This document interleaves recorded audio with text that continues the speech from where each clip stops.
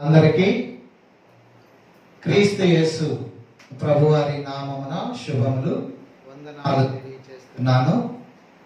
దేవుడు నాకు మరొకసారి మీ అందరితో వాక్యము ద్వారా ముచ్చటించే అవకాశం అనుగ్రహించినందుకు పరమందున్న దేవుణ్ణి ఘనపరుస్తూ ఈరోజు ధ్యానము కోసమై పరిశుద్ధ గ్రంథం నుండి ఒక వాక్యాన్ని ఆధారంగా చేసుకొని ఒక చిన్న సందేశం వినుటకు పరిశుద్ధాత్మ దేవుడు మనందరికీ సహాయం చేసి నడిపించును గాక.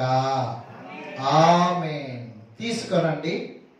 పరిశుద్ధులైన యాకోబు గారి ద్వారా దేవుడు రచించిన యాకోబు గారి రాసిన పుస్తకం, అదే గ్రంథం, అదే పత్రిక 2వ అధ్యాయము 10వ వచనాన్ని ఆరంభపు వచనముగా చదువుకుంటూ కొన్ని మాటలు విందాం. The book of James chapter 2 verse 10. ఎవడైనా ధర్మశాస్త్రం అంతయు గైకొనిన ఎడల, ఇంకొకరు చదవండి, ఇక్కడ రికార్డ్ అవుతుంది. ధర్మశాస్త్రం అంతయు గైకొనియు ఒక్క ఆజ్ఞ విషయంలో తొట్టిల్లన ఎడల, ఆజ్ఞలన్నిటి విషయంలో అపరాధి అగును. దయతో గమనించండి, చక్కగా చదవగలిగిన వారు, ఎందుకంటే ఇక్కడ రికార్డ్ అవుతుంది, మీ వాయిస్ కూడా వినపడుతుంది. జాగ్రత్తగా వినండి. The Bible size. What does it say? Bible ఏమి చెప్తుంది? అది ఈరోజు మన అంశం. పరిశుద్ధ గ్రంథం ఏమి చెప్తుందంటే, దేవుడు మనకిచ్చిన ఆజ్ఞలు ఎన్ని? 10 ఆజ్ఞలు. 10 ఆజ్ఞలలో ఎన్ని ఆజ్ఞలు పాటించవలసిన వారమై ఉన్నామో? 2 ఆజ్ఞలు పాటించవలసిన వారమై ఉన్నానని నిద్రపోతున్నాడు, మరి ఎట్లానో మొత్తానికి లేచి అన్నాడు. మీరు చెప్పండి, ఆజ్ఞలు 10, ఎన్ని ఆజ్ఞలు పాటించవలసిన వారమై ఉన్నాం? 10 ఆజ్ఞలు పాటించవలసిన వారమై ఉన్నాము. మంచిది. అయితే మరి 10 ఆజ్ఞలు పాటించేవారు 9 పాటిస్తే సరిపోదా? ఒకవేళ ఒక చిన్న ఆజ్ఞ ఏదైనా, ఉదాహరణకి ఆజ్ఞలు ఏంటి అంటే అవి ఎక్కడ ఉంటాయి అంటే నిర్గమాకాండము 20వ అధ్యాయము 1వ వచనం నుండి 16 వచనాల వరకు ఒకసారి, అలాగే ద్వితీయోపదేశ కాండము 5వ అధ్యాయము 6వ వచనం నుండి 21వ వచనం వరకు మరి ఒకసారి రిపీటెడ్ గా 10 commandments are written in the book of Exodus and డిటరానమీ.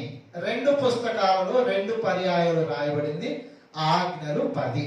మొదట మనం చదివిన యాకోబు గారు అంటున్నాడు, ఆజ్ఞలన్నిటిలో ఒకటి తప్పిపోయినా ధర్మశాస్త్రం అంతటి విషయంలో అపరాధి అగును. మొదటి విషయం ఏంటంటే, ఎన్ని ఆజ్ఞలు పాటించాలి అంటే అన్ని ఆజ్ఞలు పాటించాలి. నేను చకచక ఆజ్ఞలు చెప్తాను, ఒకవేళ మీకు వస్తే మనస్సుకరించుకోండి. ఏంటి? నీ దేవుడైన యెహోవాను నేనే, నీ దేవుడైన యెహోవాను నేనే, నేను తప్ప వేరొక దేవుడు నీకుండకూడదు. ఏంటి? చెప్పండి. నీ దేవుడైన యెహోవాను నేనే. జాగ్రత్తగా విన్నారు కదా?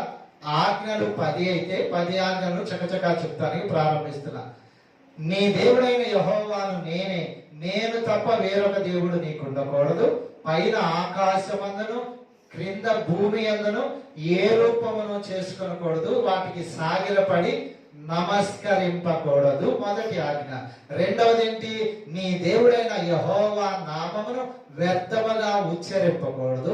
యెహోవా తన నామమును వ్యర్థముగా ఉచ్చరింపు వానిని నిర్దోషిగా ఎంచడు. మూడవది ఏంటి? విశ్రాంతి దినమును పరిశుద్ధముగా ఆచరించుటకు జ్ఞాపకం ఉంచుకొనుము. 4వది ఏంటి? నీవు భూమి మీద దీర్ఘాయుష్మంతుడు అన్నట్లుగా నీ తల్లిని నీ తండ్రిని సన్మానించుము. నరహత్య చేయకూడదు, వ్యభిచరింపకూడదు, దొంగిలకూడదు, నీ పొరుగువాని మీద అబద్ధ సాక్ష్యం పలకకూడదు. The last but not least ఏంటి?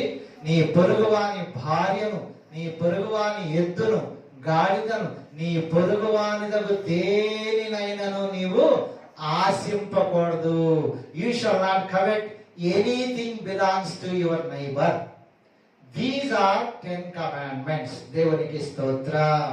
మరి ఇలాంటి 10 ఆజ్ఞలను దేవుడు మనకి ఇస్తున్నప్పుడు ఇప్పుడు వాక్యం ద్వారా మనకు అర్థమవలసింది ఏంటంటే, ఎన్ని పాటిస్తే దేవుడు శబాష్ అంటాడు?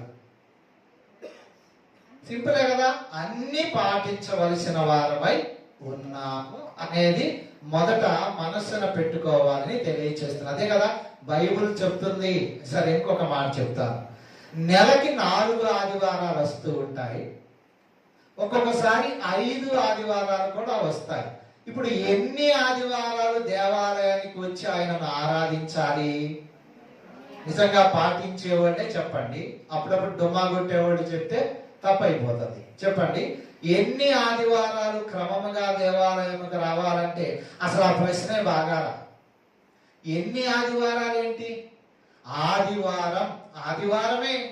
దైవ దినం వచ్చినప్పుడు, పునరుద్ధార దినం వచ్చినప్పుడు ఎక్కడున్నా సోమవారం నుండి శనివారం వరకు నీ పని చేసుకో.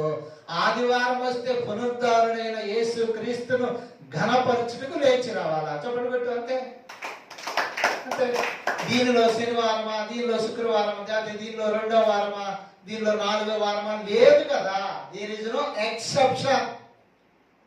Every sun should be glorified. దేవుని ప్రతి ఆదివారం మహిమపరచాలి. అంతే. ఎందుకు? నీకెన్ని రోజులు? 6 రోజులు. ఆయనకి ఎన్ని రోజులు? 1 రోజు. అయితే ఆ 1 రోజును కూడా శృతి మించి జ్ఞానం ఎక్కువైందని చేసుకుంటే దేవుడు నిన్న ఆదివారమే కొడతాడేమో, జాగ్రత్త. అందుకని మొదట మనం పరిశుద్ధులైన యాకోబు గారు చెప్తున్నాడు, ధర్మశాస్త్రంలో ఉన్న ఆజ్ఞల్లో అన్ని పాటించాలా, ఒకటి తప్పిపోయినా పర్వాలేదంటే లేదు, అన్ని పాటించాలి. 4వ అధ్యాయం 4వ వచనం చదువుదాం. పరిశుద్ధులైన యాకోబు గారి ద్వారా దేవుడు ఎలా అంటున్నాడు? వ్యభిచారులారా, ఈ లోక స్నేహము దేవునితో వైరమని. దేవునితో చెప్పు. ఈ లోకముతో స్నేహం చేయవాడు do you not know that the friendship with the world is enmity with God? చాలా మందికున్న, ఇది చూడాలి అందరూ, లుక్ అట్ మీ. చాలా మందికున్న గొప్పతనం ఏంటంటే, చర్చికి వస్తామండి, తర్వాత మా ఇష్టం.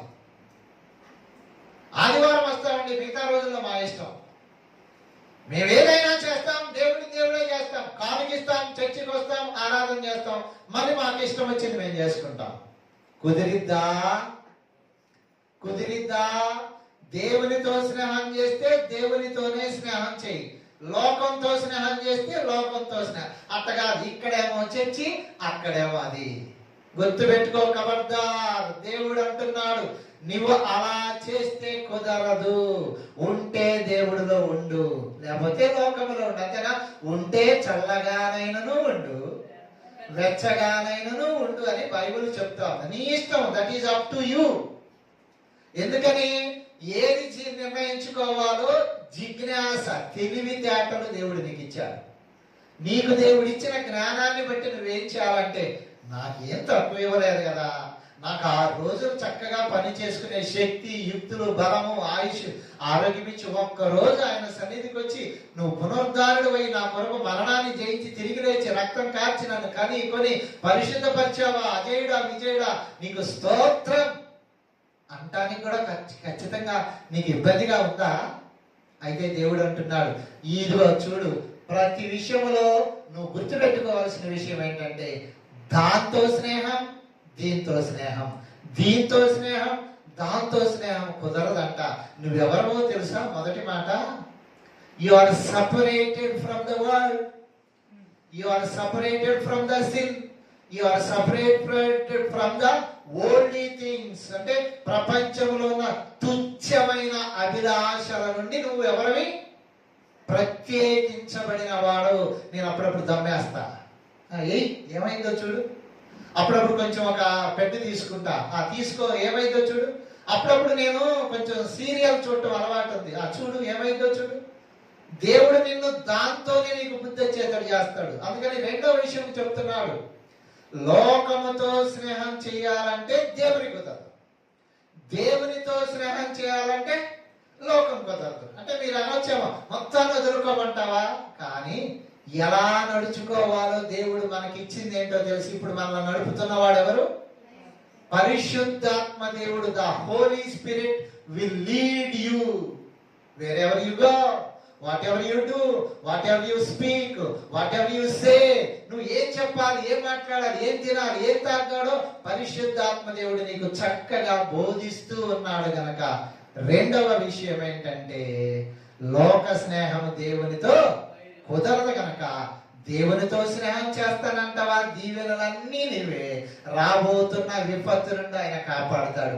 లోకంతో స్నేహం చేస్తామంటావా, లోకములో అనగా ఏమున్నది? శరీరాశ, నేత్రాశ, జీవపు డమ్మం అనేది పరిశుద్ధులైన యోహాను గారు రాసిన మొదటి పత్రిక 2వ అధ్యాయము 16వ వచనములో చక్కగా వ్రాసాడు గనక వాటితో నీకు సంబంధం లేదు. రెండు విషయాలు చెప్పాను. ఇక మూడో విషయం చదువుదాం. అదే పరిశుద్ధులైన యాకోబు గారు రాసిన పత్రిక 5వ అధ్యాయము 12వ వచనాన్ని చదువుకుందాం. ఒకరు చక్కగా. నా సహోదరులారా, చూడండి, ఇందాక చెప్పిన వాటిని ఒక స్టెప్ ముందుకేసి ఏమంటున్నాడు? ముఖ్యమైన సంగతి ఏదనగా, వెరీ ఇంపార్టెంట్ ఇష్యూ. ఆకాశము తోడని గాని, భూమి తోడని గాని, మరి దేని తోడని గాని ఉన్నారా?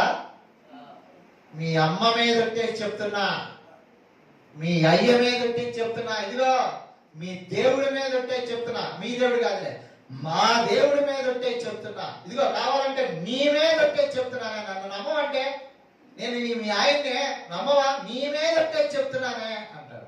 బయటికి వెళ్ళి ఒక పెగ్గ వేసుకొస్తాడు సజ్జీనోడ. ఇందాక ఏం చెప్పావురా అంటే, మరి నీ మీద చెప్పాను కదా.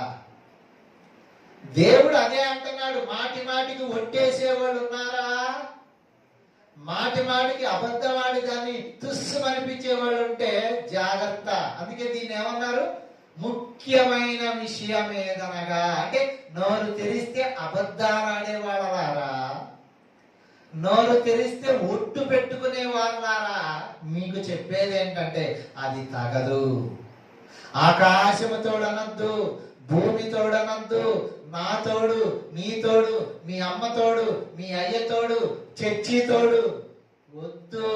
కాసేపు ఉంటే కాసేపుట్లో ఎగిరిపోయే నీకు ఒట్లు అవసరమా? ఇక ఈ మానవుని మేధాశక్తి ఎంత గొప్పదో తెలుసా? ఒట్టేస్తాడు, నిలబెట్టుకుంటాడా? చెప్పండి. ఒట్టేస్తాడు, నీ మీద ఒట్టు అంటాడు, కానీ సాయంత్రానికి ఆ ఒట్టు నిలబడితే ఎంత బాగుండో.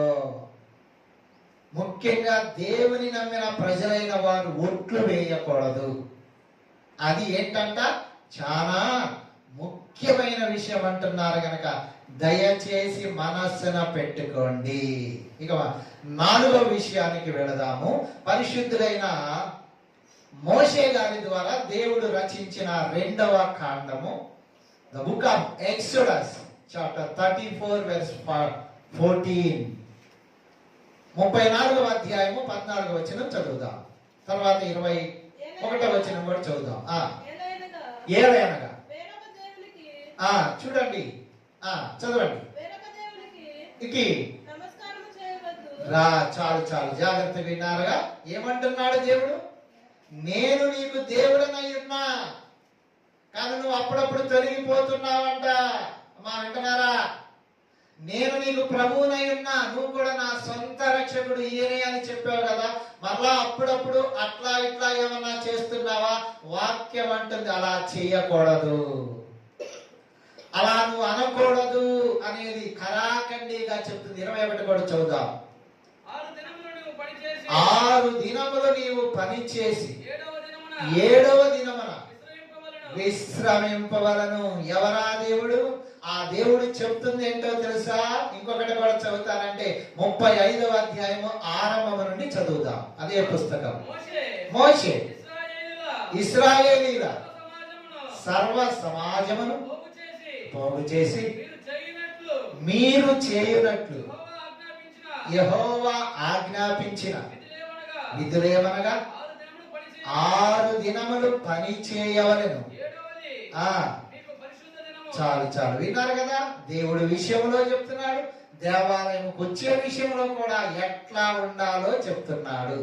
రేపు కోతలు ఆరంభమవుతాయి, కోతలకు ముందు నాట్లు ఆరంభమవుతాయి, నాట్ల తర్వాత పరిగా కలుపు ఆరంభమవుతుంది. జాగ్రత్త దేవుని బిడ్డలారా, వెళ్ళండి, పరిగెరుకోండి, పరిగె తీయండి, వెళ్ళండి, నాట్లేయండి, వెళ్ళండి, కోతలు కొయ్యండి. కానీ ఇప్పుడు అదే కదా చెప్తున్నాడు, నీకు నేను 6 దినాలు చక్కగా సరిపోయాడు దినాలు నీకు ఇచ్చా, పని చేసుకో, కష్టపడు, వడుకు, సంపాదించుకో, పర్వాలేదు. అలాగే ఈ దినం వస్తే ఖచ్చితంగా రా, ఆయనే నిజమైన దేవుడని, ఆయనకు మాత్రమే నమస్కారం చెప్పటములో నువ్వు తప్పిపోకుండా నిన్ను నువ్వు చూసుకోవాలని దైవ వాక్యము కరాఖండిగా చెప్తుంది. కనుక మనసులో ఏమైనా ఉన్నారా? హృదయంలో ఏమైనా ఉందా? జేబులో ఏమైనా ఉందా? ఉందా? ఉందా? ఉందా? ఆలోచన చేసుకో. ఈయనకి అందుకే ఈయన పేరేంటో తెలుసా? రోషము కలిగిన దేవుడు. రోషము కలిగిన దేవుని చేతిలో పడుట, it is terrifying thing that to fall into the hands of living God. అంతేనా? జీవము గల దేవుని చేతిలో పడుట భయంకరం. పడొద్దు. ఎప్పుడు పడతావు? ఆయన్ని కాకుండా వేరొకరిని ఆశ్రయించినప్పుడు. ఆయన దగ్గరికి రావలసిన దినమున ఆయన దగ్గరికి రాకుండా చేలో ఉండి కలుపు తీస్తావో, చేలో ఉండి నాటేస్తావో, పనిలో ఉండి పని చేస్తూ ఆహా ఓహో అంటావో, అక్కడ కూడా మైకిన పడింది నీకు. నువ్వు ఏ ఊరు పోయి పని చేసినా అక్కడుండి మైకి వినపడదా? అక్కడున్న పాస్ట్ గారు నీతో చెప్పట్లేదనా? గుర్తు పెట్టుకొని చాలా జాగ్రత్తగా నిన్ను నువ్వు సరి చేసుకో. చెప్పండి, మన అంశము బైబుల్ ఇలా చెప్తుంది. ఏం చెప్తుంది? ఇలా ఉండు, ఇలా ఉండు, ఇలా రా, ఇలా చెయ్యి అని చెప్తుంది. నీకు ఇష్టమైతే ఖచ్చితంగా దాన్ని ఆచరించు. ఏ తెగులు నీ గుడారము సమీపించదయా. అంతేనా? ఏమీ సమయం అపాయము రానే రాదు, రానే రాదయ్యా.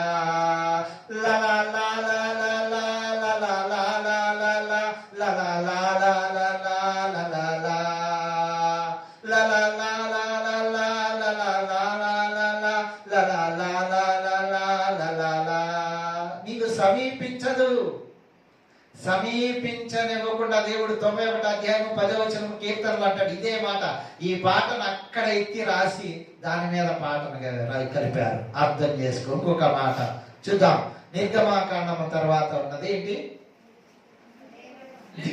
లేవియాకాండం. The book of Leviticus chapter 9 verse 6 చదువుదామా? 9వ అధ్యాయం 6వ వచనం. మోషే వినండి, మీరు చేయవలెనని యెహోవా ఆజ్ఞాపించినది ఇదే. చాలు, అంతే. It's finish. ఏం చెప్తున్నాడు దేవుడు? నీకు మొదటి నుండి ఇలా ఉండు, ఇలా ఉండు, ఇలా రా, ఇలా చెయ్యి, ఇది పాటించాలి. ఇప్పుడు మీకు వర్ణించుకుంటా వచ్చాడు. ఇప్పుడు నువ్వేం చేయాలంట? దేవుడు నీకు చెప్తుంది అదే పాటించు. ఇట్స్ దయతో భారమైనవి నీ మీదేం పట్టట్లా, బరువేమి నీ మీద మోపట్లేదు. తల్లి, సహోదరుడా, దేవుడు అంటున్నాడు, ఇదిగో దేవుడు చెప్పాడు, ఇలాంటి వాటిని చేసేయి. ఇలాంటి వాటిని నువ్వు చేయగలిగితే దేవుడు నిన్ను చూసి ఎంతో సంతోషిస్తాడు. He will rejoice with you. He will rejoice for you. దయచేసి నువ్వు కనపడకుండా పోతే, ఇప్పుడు ఉదాహరణకి నీ కుర్చీ అది, ఆ కుర్చీలో నువ్వు కనపడకపోతే, అయినా నీ కుర్చీ అదే కదా, ఆ కుర్చీలో కనపడకపోతే పాస్టర్ గారు అంటాడు, ఇక్కడ రావాల్సిన ఈ సహోదరుడు ఎక్కడికి పోయిండు అని దైవ సేవకుడు అంటాడు. దేవుడు ఏమంటుండు? ఈయన కుమారుడు 6 రోజుల నుంచి పని చేస్తున్నాడు, ఈ 7వ రోజు ఎక్కడికి పోయాడు? బైబిల్ ఒక మాట చెప్తా దీనికి రిలేటెడ్ గా. రాజైన సౌలు గారు రాజ్యాన్ని పరిపాలిస్తున్నప్పుడు తనకు నమ్మకమైన వాడని గొర్రెలు కాయించున్న దావీదుని తీసుకొచ్చి సైన్యానికి మొత్తానికి అధ్యక్షుడిగా చేసి యుద్ధాల్లో బహుగా విజయాలు సాధిస్తూ ఉన్నాడు. అయితే రాజైన సౌలు గారు దావీదు గారికి ఇచ్చిన ఆపర్చునిటీ ఏంటంటే ఆయన కుర్చీ పక్కనే కుర్చీ వేసుకొని అన్నం తినే అవకాశం. అంటే రాజుగారి బల్ల దగ్గరకు వచ్చి పంచభక్ష పర్వాణములతో పూజించే భాగ్యం దేవుడు రాజైన సౌలు గారి ద్వారా కాబోతున్న రాజైన దావీదు గారికి ఇచ్చాడు. ఒకరోజు దావీదు గారి కుర్చీ ఖాళీగా ఉంది. ఏమన్నాడో తెలుసా? ఇదిగో వింటున్నారా, యెష్షై కుమారుడైన దావీదు నిన్న ఇయ్యాల ఈ కుర్చీ మీద కూర్చోకుండా భోజనానికి రాకుండా ఎక్కడికి వెళ్ళాడు అంటే, యజమానుడికి నువ్వు రాకపోతే, పాస్టర్ గారికి నువ్వు రాకపోతే, దైవ సేవకుడికి ఆ కుర్చీ ఖాళీ ఉంటే ఆ కుర్చీ ఎవరిదో చెప్పగలడు. కుర్చీలో ఉన్న వారిని జ్ఞాపకం చేసుకో. అందుకే నువ్వు ఎప్పుడైనా రాకుండా మానుకునేవు, దయతో దేవుడు కూడా అంటాడు, అమ్మా ఈ కుర్చీ నీదే కదా, నువ్వు ఎక్కడికి పోయావు పోయినసారి అని అడుగుతాడేమో. అడిగితే దాన్ని బట్టి నువ్వు ఇబ్బంది పడతావేమో. దయచేసి అదే ఏంటి ముగింపేంటి, మీరు ఇలా చెయ్యండి. అదే అధ్యాయం 26వ అధ్యాయము 26వ అధ్యాయం 21వ వచనం కూడా చదివితే అలాగే రిపీటెడ్ గా రాసి, మీరు నా మాట విననల్లక నాకు విరోధముగా నడిచిన ఎడల, విన్నారా, నేను మీ పాపములను బట్టి మరి 7 మిమ్ములను కబట్ట. చక్కగా చెప్పాడు, ప్రేమతో చెప్పాడు, లాలన చేసి చెప్తున్నాడు. నా కుమారుడా అని చెప్తున్నాడు, నా కుమార్తె అని చెప్తున్నాడు. అయినా నీకు ఎక్కకపోతే, అయినా నీకు అది ఎక్కకపోతే, అయినా నీకు అది అర్థం కాకపోతే ఇప్పుడు ఏమన్నాడు? ఖండన జాగ్రత్త చదివించరా. ఏమన్నాడు ఇప్పుడు? నేను చెప్పినా నీకు అర్థం కాకపోతే, నేను చెప్పినా నీకు వినకపోతే నీ మీదకు శిక్ష రావటం ఖాయం. శిక్ష రావాలని కోరుకుంటున్నావా? దండన రావాలని కోరుకుంటున్నావా? దెబ్బ తగలాలని కోరుకుంటున్నావా? ఎందుకు వచ్చిన గొడవ ప్రభు? నీతో పెట్టుకుంటే నా పరిస్థితి తారుమారైపోద్ది, నా పరిస్థితి తారుమారైపోద్దని సరి చేసుకుంటావా? Correct yourself from this lesson. అంతేనమ్మా? ఈ వాక్యాన్ని బట్టి నిన్ను నువ్వు సరి చేసుకుంటే యు ఆర్ బ్లెస్డ్. లేదులే అనుకుంటే ఆయనే చెప్తున్నాడు నిన్ను ఎలా దండించాలో. అందుకే నేను అంటున్నా, పొలానికి వెళ్తే అక్కడ కోస్తున్న కొడవలతో నీకు బుద్ధి చెప్తాడు. నువ్వు గడ్డి పీకుతా ఉంటే ఆ గడ్డి పీకే దానిలో నుంచి నీకు ఒక తీసుకొచ్చి జవాబు చెప్తాడు. నువ్వు ప్రయాణమై వెళుతుంటే ఆ ప్రయాణంలో ఎదురు చెప్తాడు. నువ్వు భోజనం చేస్తా ఉంటే ఆ భోజనం ద్వారా నీకు బుద్ధి చెప్తాడు. ఎలా చెప్పాలి? ఆయన సమస్తము ఎరిగిన వాడు గనక ఆయన చేతిలో పడగాకండి. సరి చేసుకోండి, చక్కదిద్దుకోండి.